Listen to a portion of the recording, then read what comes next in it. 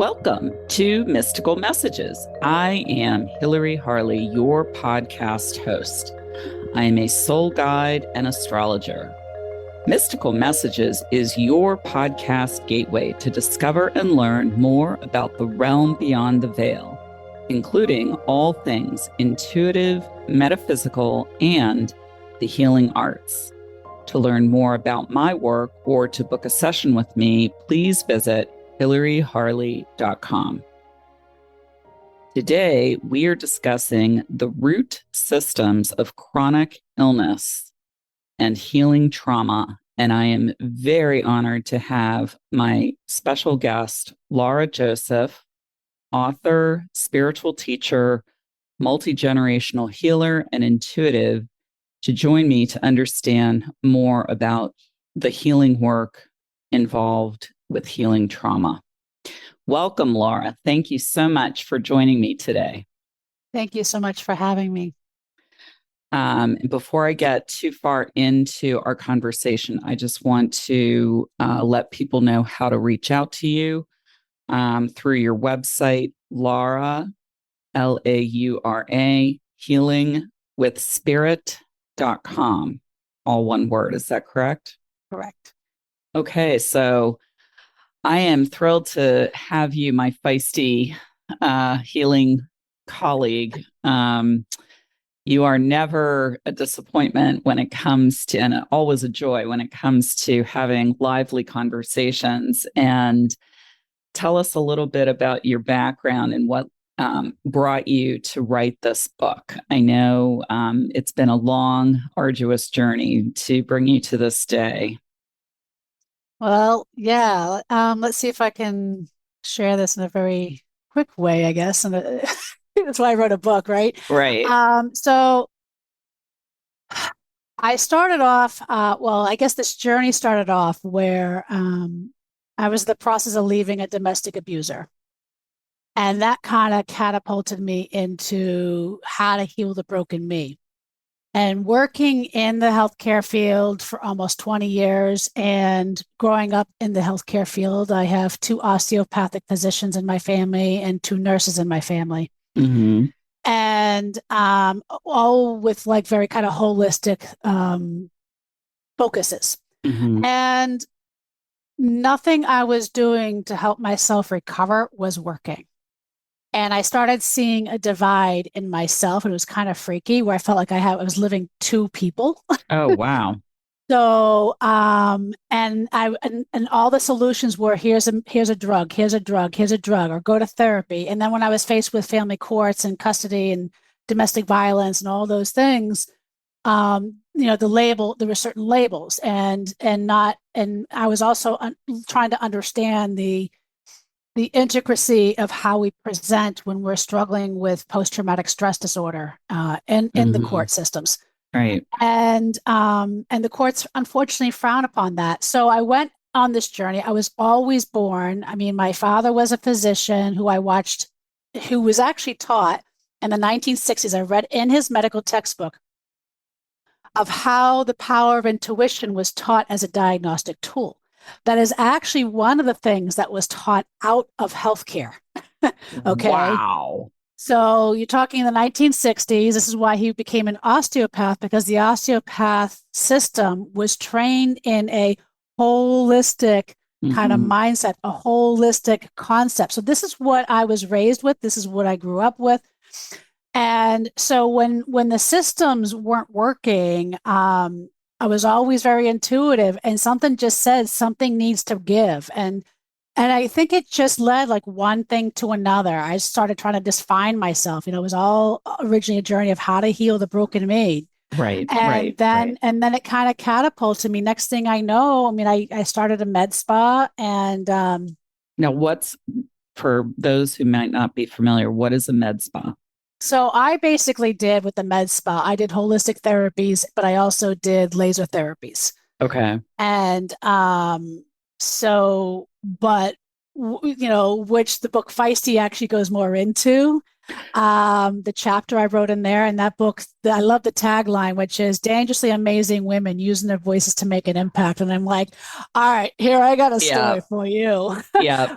Where what country do we live in when you are a victim of domestic violence seeking freedoms and protections for you and your children, and the system to retaliate because the first judge in my case was removed by the FBI for corruption.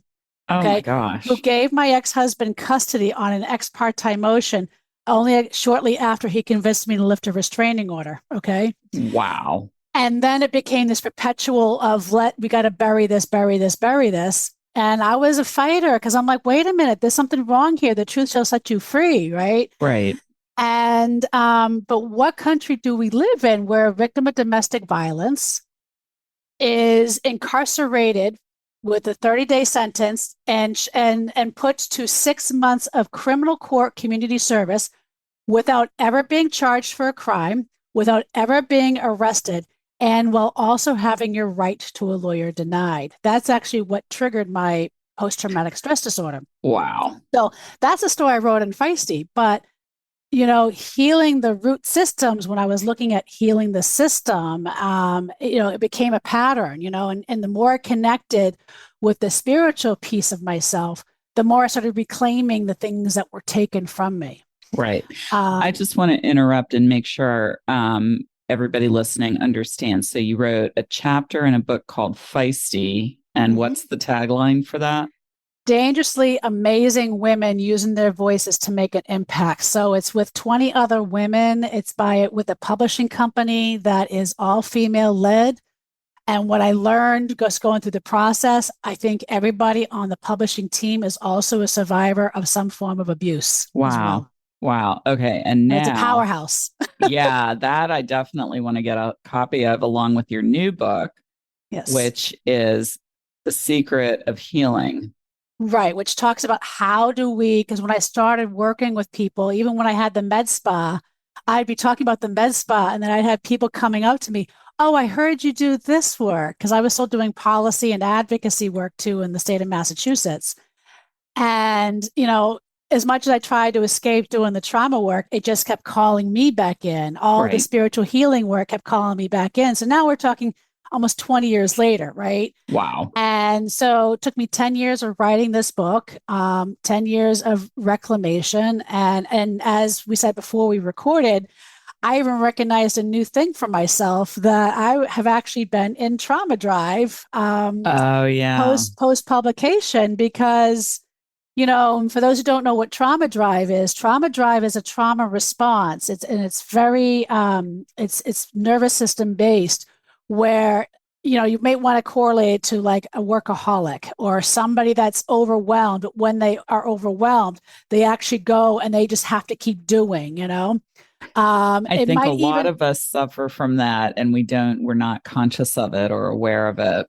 Yeah, and some of it might even be mislabeled as manic.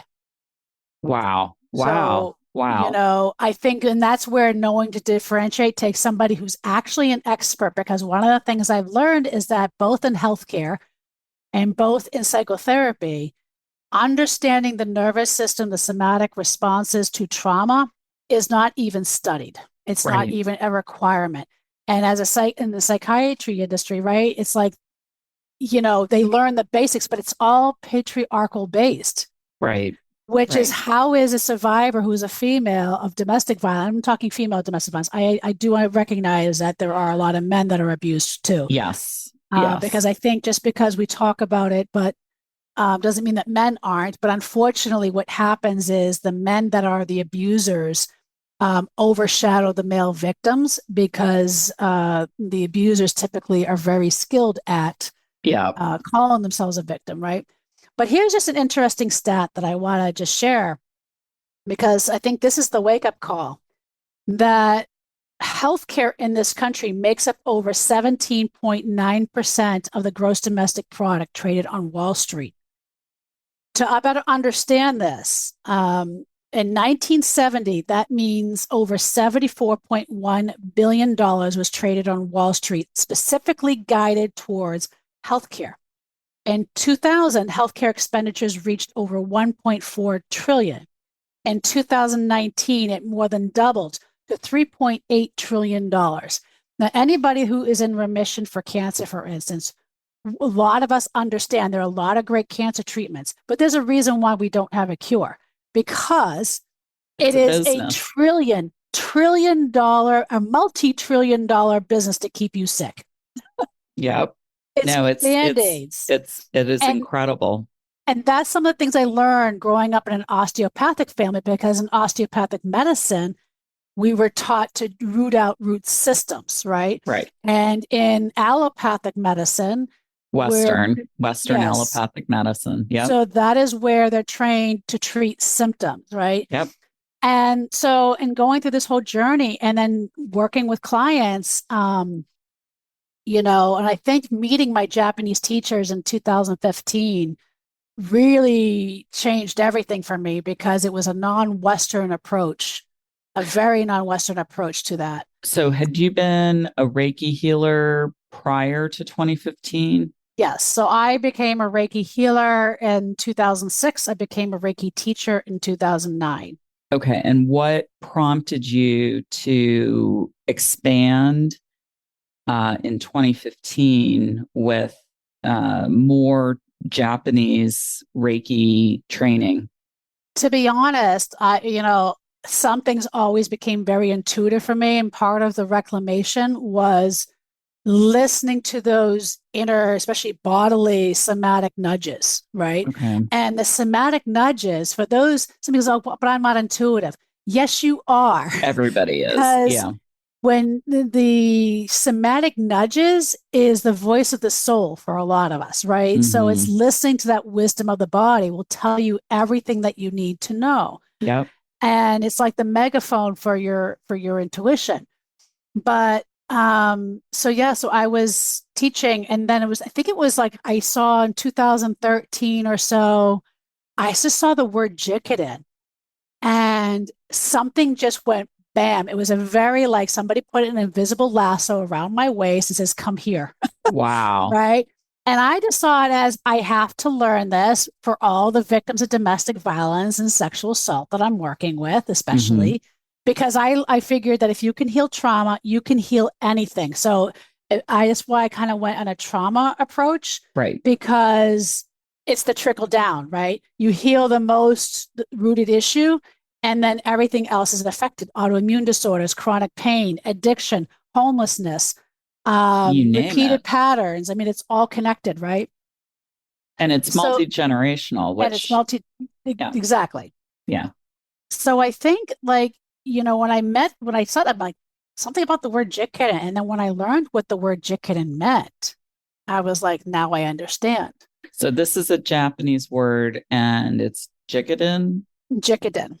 Okay. And what does it mean? So Jikiden means direct teaching. So in Japanese culture, it means like, sensei to student. So it's teacher, student. So it's direct teaching from teacher to student. Very similar to like how martial arts is. Okay. But if we understand American culture, we don't have that scenario. We have here's a test, here's a piece of paper, and how quickly and fast do I get a certain letter or a number or a grade, and it doesn't matter if I learn anything from it. Right. So it's a totally different approach, because in Japanese culture, the whole teacher-student approach was you keep learning certain concepts until you get it. Right. And the one big myth of Reiki, for instance, is in this culture, it's taught as a stress reduction, which happened for a good reason, which I go into the book on maybe some of the theories of why that went that way, but it's much more comprehensive. It's much more comprehensive, and it's really about ego destruction, and it's very heavily rooted in Japanese Shinto and Buddhist culture. And Western Reiki, for instance, none of that is really seen in that. We add a lot of new age concepts, which I understand why. Like, because there's questions like, do we even have the whole system? Like, was Mrs. Dakata, who helped bring it to the West, did she actually even learn? Like, we don't really know these things, right? Right. So, and fortunately enough for me, one of my teachers is one of the leading researchers and has been studying this stuff and has helped us correct a lot of it was mistranslation because Japanese is very Oh, rude when it comes to interesting. translation. And so there was a lot of translation, we believe, in errors. And Mm-hmm. so he was very instrumental in helping us correct some of the Reiki history. So like the lineage that I'm part of, which intrigued me, I guess, growing up and working in healthcare, is the same lineage that the Japanese Navy used to help increase healing outcomes and reduce Wow. medical waste on like their battleships and their submarines. It was Wow. also the same healing modality that was endorsed at one time by the Emperor of Japan Mm-hmm. um, for their handling of the Kanto earthquake in Tokyo in 1923, Oh, wow. which devastated, if I remember my numbers correctly, I think 140,000 people, and there was like only one or two standing hospitals. But that's actually the incident. This is where things beautiful get born out of chaos. It Right. was because of that incident that put Reiki on the map, The earthquake. the earthquake. Yeah. I mean, You that's know, very true. And I just want to put in a segue that that's what we're experiencing right now. And that is why your book, Healing with Spirit, is so Secrets to Healing. Sorry. Your book, Secrets to Healing. But yeah, is so timely because we are in such tremendous upheaval and chaotic time. So my very special guest, Laura Joseph, is here talking about her book, Secrets to Healing. And if you want to reach her, it's laurahealingwithspirit.com. So back to our conversation. What are your aims for those who read your new work? so I think that if I may start with some of the challenges of what I in writing this, because like somebody sent me a message the other day and says, writing your story, especially when we're talking about sexual assault and domestic violence, is very challenging. And I said, I actually found that to be the easiest. What I found to be more challenging, especially since working with my Japanese teachers, right? I started really clearly over the time recognizing why we may be interpreting things differently, right? Mm-hmm. And really understanding the complexity with cultural differences in belief systems. Mm-hmm. And how do I teach this with an American mindset? So, one of the things I wanted to address was some very hard, difficult truths that we have in this country, which are very rooted in a very white supremacy, kind of patriarchal, Definitely patriarchal, um, you white. know, right? So like especially like family courts and like our healthcare. And I'm not going to go into it in the book. I actually back everything I say with science, data, and so Right. it's research based. It's not Right. not It's just not me just your saying, opinion. not just Yeah. my opinion. So I wanted to, how do I address the elephant in the room, right? Mm-hmm. Like if Reiki cured every known illness and disease known on the planet, and I've heard stories from my teachers of things that I have yet to see in the United States be cured of, things like diabetes, Mm-hmm. Mm-hmm. and kidney failure, then why aren't we getting that here? Right. Right. And so we have to talk about the root system. So that was part of the book, was how do I write about the root systems? Because that's going to trigger some folks too. That also includes how we teach Reiki and how it really in the past 5 years has become unrecognizable. And I see people like I just went on Amazon looking at my stats and I saw a book on, yeah, so it was all about Reiki, but you know what the subtitle was? It was all about crystals and angels and chakras, which folks, this is why we have a misunderstanding of what Reiki is, because Mm-hmm. just because it involves energy healing doesn't mean it's Reiki. Reiki is specifically Japanese. Right. And we really have to hone and bring that stuff in. And it's not to shame teachers or anything, but this is why we're also having legislative challenges right now in regulating Reiki and Right. energy healing modalities, because the languaging and actually what we're doing are two separate things. And if we get the languaging wrong, then how do people are supposed to come to you and understand what Reiki is if what you're doing is absolutely wonderful, but it's not Reiki, right? Exactly. So that was one challenge. And then the third one was, how do I bridge it? Because you're going to be triggering things, right? In a way that is in honor and integrity of my lineage, my teachers, and out of respect, without also giving away all the things that we do in a class. Right. Right. So it addresses 5 concepts. And again, everything I'm like, how do we address these 5 simple concepts? Because I can just hear people saying, because I've heard it. I even said it when I first learned Reiki as a Reiki Western teacher, where it was like, oh, we don't really need to know that. That's just if you want to do it. Like the 5 Reiki precepts, right? Like, yeah, stay present. Right. Don't worry. Don't be angry. Be grateful. Do your duties fully. Yeah, and just be kind. Like, but what I see is how many, and I've challenged people even on social media. This is where it comes in. This is the challenge. It's like outbursts. And then I'd find out they're a Reiki master, or they would say women lie about rape. And I'm like, so when you make that's language, that's kododama, which I talk about kododama in the book. And it's more than just word. It means words have spiritual power, but it's more than just the words you say. It is the energy. So it's like, you can be angry, but you can be angry and calm. Yes. Or you can be angry and it's like you're lit up like a raging volcano. Okay. That's the kododama. It's that energy behind the words, right? This is, I just have to say, this is incredibly timely because we have Mars in Gemini right now, and Gemini is about communication and language, listening and speaking, both giving and receiving information, but and Mars is about drive and the force behind language. So incredibly timely. Yeah. So this addresses these 5 simple concepts, but it's like, how do we address it in a way, in a culture that also has been conditioned to turn their power over? I want a pill or procedure to fix my issue because it's too painly for me. Right. Right. Instead of understanding, like, no, your body is designed to heal itself. You don't have to. And even if if you've got survivors of abuse that have had some really horrific scenarios, and maybe you've been diagnosed with PTSD or bipolar or borderline personality disorder, all these things, right? And you're struggling. I'm here to tell you it doesn't have to be a life sentence. Right. Don't have to fulfill your destiny based on the label you have been given.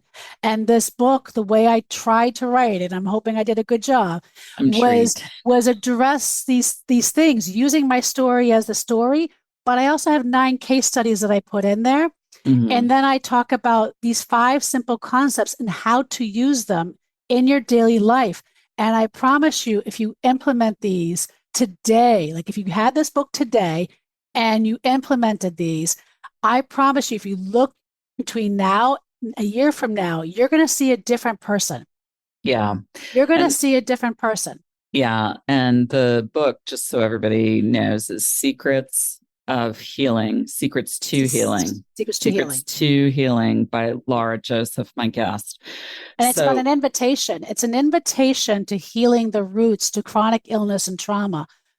But we have to also, in order to heal it, we have to, like we say in the spiritual world, right? You got to go into the shadows. You got to deal with the dark stuff, right?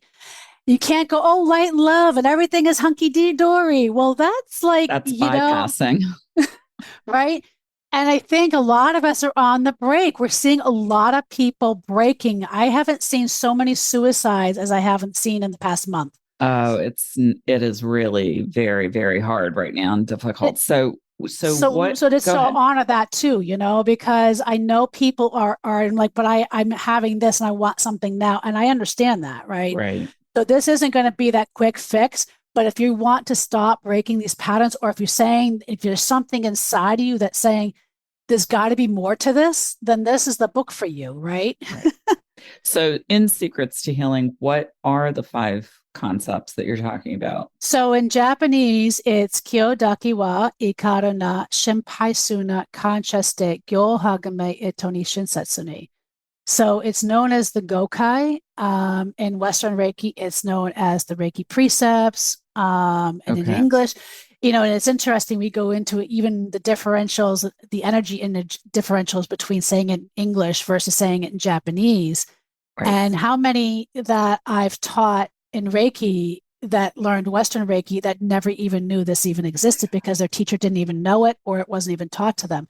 But yet, if you understand the roots to Reiki, Sui Sensei, Mm-hmm. this was the spiritual medicine for the mind and body. He understood this as the number one key to reclamation over your health, mind, and body. Right. Right. So, but yet it's the one concept that was taught out of Western Reiki in some of the schools, you know. Yeah, it's amazing how it varies from person to person, just in my experience and what I was taught. And I've actually retrained because initially I thought my training wasn't fully there or accurate.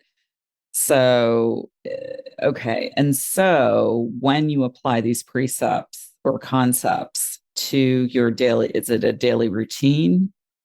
Yeah, it's daily, and I have a way to like, how to implement it into your Western life, right? Right. So whether in traditional way that the Japanese, you start off your day this way and you end this day by Mm-hmm. reciting.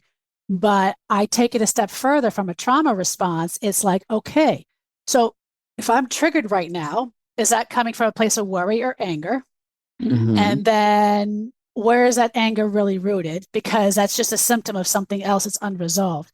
So it's like the GPS of like everything you need to know, that hidden wisdom and access to the hidden wisdom that has been really taken from us because we have a system in the United States that doesn't want us. Yes, we have a lot of me, entitlement in that sense, but Right. not a lot of me, that I want to be a sovereign being. I want to be healed. I want to be whole. I want to be healthy. And I have the knowledge and the ability to do it without spending and having you profit off of me being sick. Uh, so this is such a balm and relief, and so welcome to know that you have written this book, Secrets to Healing, and also the giving tools and reminding people tools that they can implement right now, but also reminding people that there are reasons. The body is the last line of defense, basically, for the spirit, that there's something being shifted and it needs to be addressed, emanating from the soul and the spirit, and the body is the red flag, if you will, to say, help me, look at Yeah. this. I And mean, the founder of Reiki recognized this over 100 years ago, because he only implemented the Gokai. He didn't start off with the Gokai when he discovered Reiki. He only started implementing it because when people were coming to him for Reiki, it was healing certain things, but the people that were returning mhm, for these illnesses or diseases recognized that there was a mental component. right. So he was sending them home with this homework of working with the Gokai, and he was doing this 100 years ago, recognizing the mind's ability and the impact of disease and illness. Right. And I just have to say, for those of you who don't know, I mean, we've all had, anybody on the healing journey has had some experience of this. My gateway to healing and being a practicing astrologer and soul guide is I started with chronic sinus infections. And it's exactly what you were talking about, where I was thrown on meds and antibiotics for not years. Well, it was over a year. It was 18 months. Then I went through sinus surgery. So there you go. Give me a pill or give me a procedure to fix this. And neither were successful. So I ultimately went for acupuncture, and that was like the gateway that blew the doors open. And I've since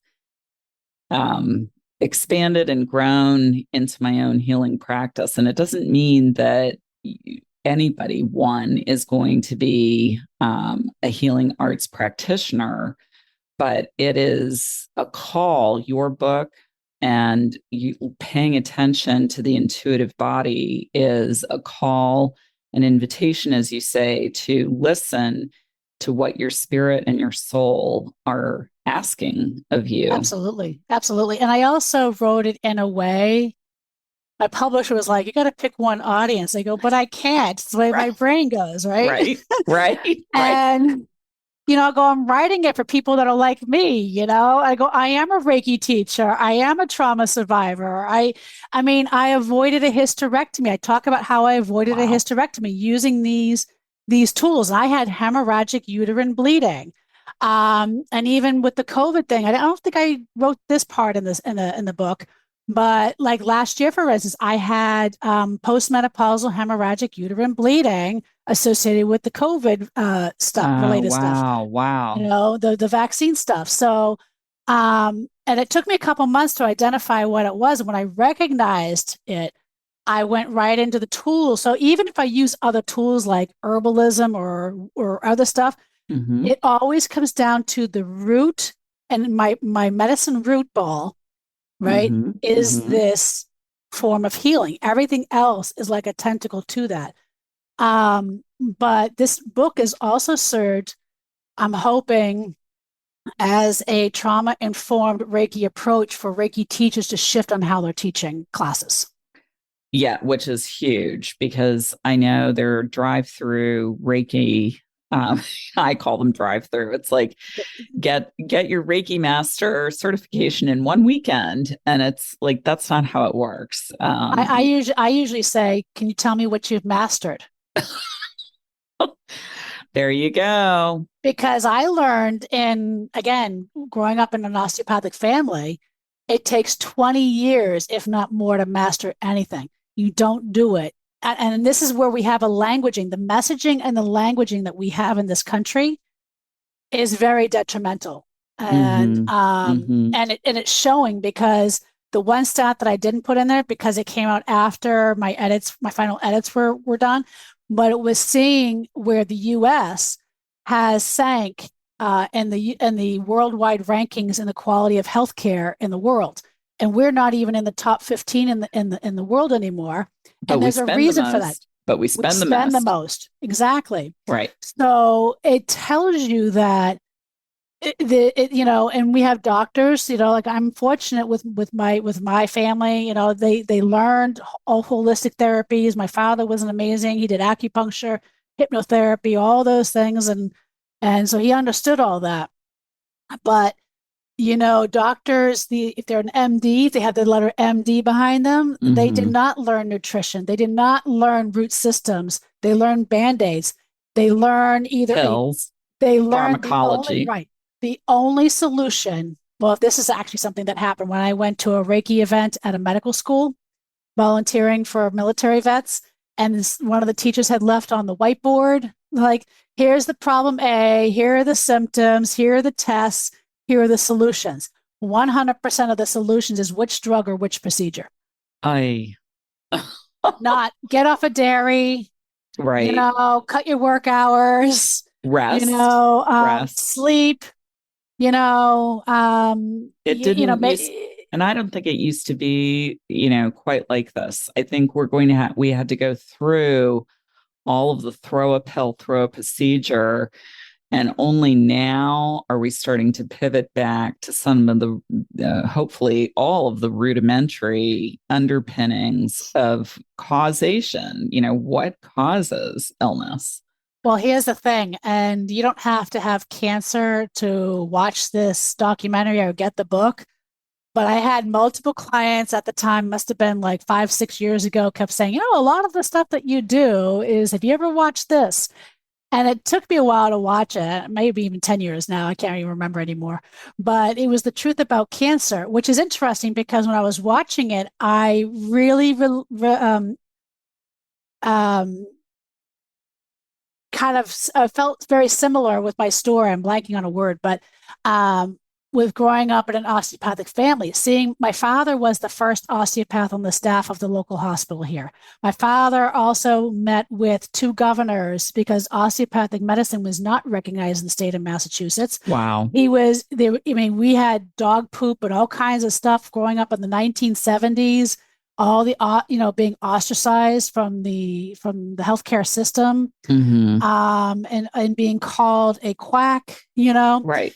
And he helped. He was a pioneer at the time in the 80s, mid 80s, on helping get osteopathic medicine as a Recognized. recognized medical system in Massachusetts. Mm-hmm. And when I was watching the documentary Truth About Cancer, it talks about how Rockefeller, after the Spanish flu, which is what they based the COVID stuff on, right?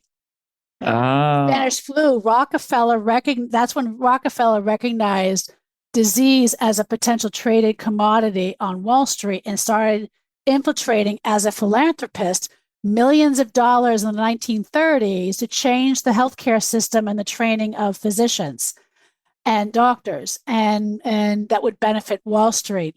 And so in the 1970s, holistic medicine was thriving, but it was a threat to that system that we're just talking about.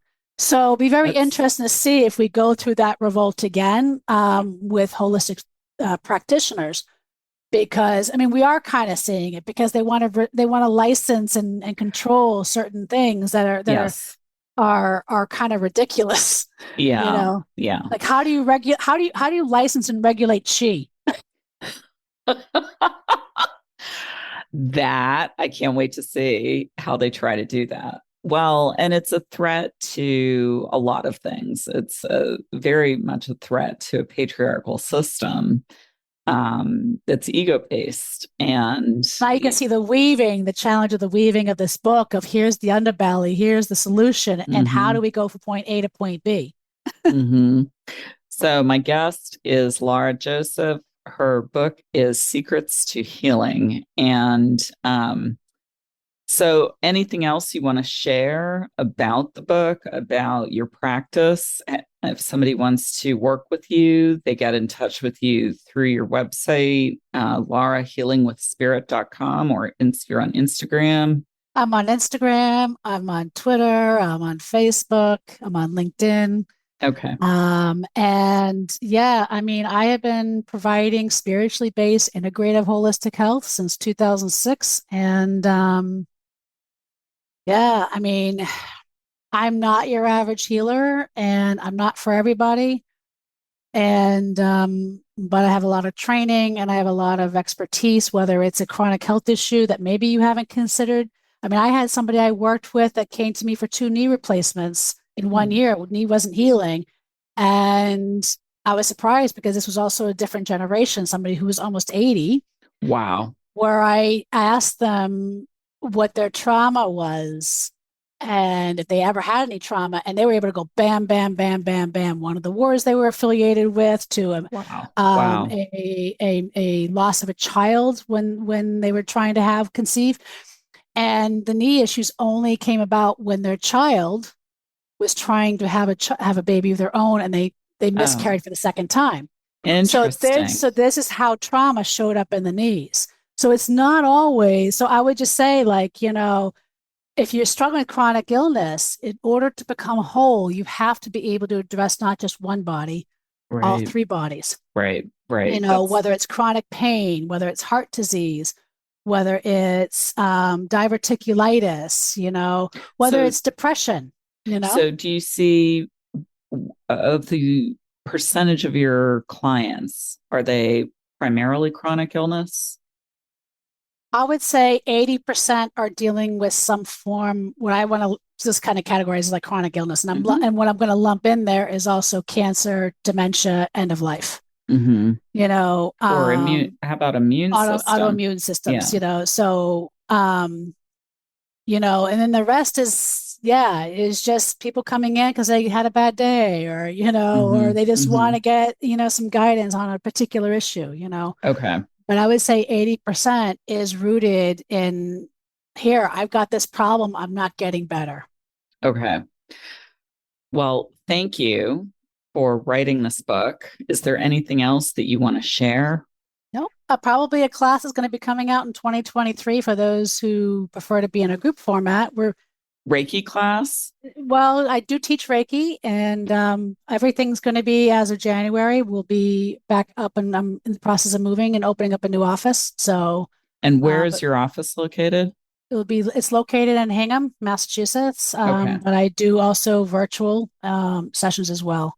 And Okay. this class will be online, and it will be a 3 to 6 month program addressing a lot of the concepts that we have in this book, but it's going to be from a spiritual coaching standpoint, where they get a 3 month kind of intensive or a 6 month guidance, because in order to change these patterns and behaviors, it takes time.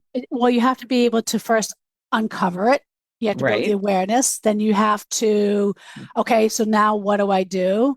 Then we have to like practice certain, and it's a very experiential kind of program that I'm putting together. I've done it for retreats, especially I did one for a domestic violence retreat, kind of aspects of the same program. But then it's like we did this one thing, and then what? And then in order to change the patterns, it takes about 3 to 6 months. So this is offered both in person and virtually? Possibly, yes. Okay. Yeah. So that's about it. Okay. My final question that I always ask my guests, are there any special books? Yes. Secrets to Healing is the first one you would recommend. Resources, tools, classes, teachers you would suggest for somebody just starting out on this path or wants to learn more? I guess it depends on where they're at. So I know Dr. Emma Katz just came out with a book. She's out of the UK on post-separation abuse for mothers and children. Dr. Barry Goldstein, he's not a doctor, he's a lawyer, who has done extensive research. One of the books he came out with is called the Quincy Model, Quincy Solution. For those that are looking for more like health related, I haven't read it yet, but I can't wait, is Gabor Mate's book, which he addresses, I have a suspicion, the similar things to how do you heal yourself in a toxic culture. Oh, yeah. And so that is how to heal yourself in the toxic culture. And that's by who? Well, I don't know. I can't remember the exact name of it, but he has the word even toxic in there. Gabor Mate is definitely somebody to look into. If you just look at Google Gabor Mate, you'll be able to find resources there. And The Body Keeps Score is another one. That's for sure. And apparently I still haven't finished that book because I'm a horrible completing of books myself. Well, you've been writing a book, so. Well, and I didn't want it to really influence, but I've had plenty of clients that have said to me, have you read this book? Because a lot of what you do, it seems very much, and so I'd be curious to see, Oh, interesting. how much of what I say, and maybe that's a reason why I haven't read it, because I want others to see if there's a correlation without it really blinding or influencing what I'm trying to do, No, that's very important to keep it your voice and your message. So something that's taken me a long time to reclaim.